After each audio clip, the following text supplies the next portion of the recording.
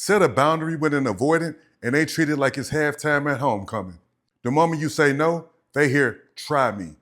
You ever notice how the moment you set a boundary with an avoidant, they take it personal? Like you just challenged their entire ego in front of an audience? You say, don't talk to me like that. They stomp right over it like the FAMU marching band during the encore. Loud, proud, and petty.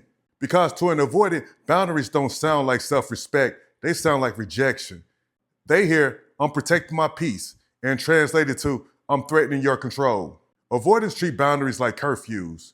Rules meant to break, not respect. They'll say, I didn't think it was that serious, when really what that means is, I didn't think that you were that serious. You can tell them, don't call me after midnight, and guess what? They'll text you at 12:01 just to see you fold. Because it's not about communication, it's about control. They test your limits because boundaries expose where their power ends. And avoidants hate limits. They crave the thrill of being untouchable, even if it means breaking what was holding them together. You ever set a boundary and suddenly you're the problem? You go from, I love you, to you've changed overnight. They'll tell you you're acting distant. Nah, I just stopped volunteering for emotional abuse. You tell them, I don't want to be spoken to in that tone, and they go silent for days like it's punishment. Like setting standards is an attack. But the wild part, they'll come back later acting like nothing happened. No apology, no accountability. Just that dry what you doing text, testing if the boundary is expired.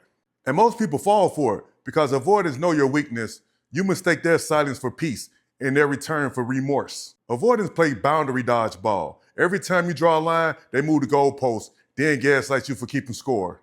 They'll test your patience like a lab experiment, push your buttons just to measure your breaking point. They don't hear, I deserve better. They hear, let's see how long until you forget. It's emotional trespassing with a rhythm. They'll dance on your boundaries and act like you offbeat.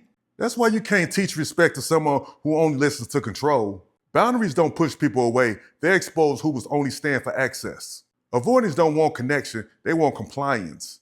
They'll call you too sensitive just because you started requiring emotional rent. But the truth is, every time you let them slide, you teach them your silence is permission. At some point, you stop explaining what your boundaries mean and start enforcing what your peace costs. Because every time you bend a rule, you become their playground. And trust me, avoidants don't play fair. Boundaries aren't there to punish, they're there to protect. You're not difficult for having standards.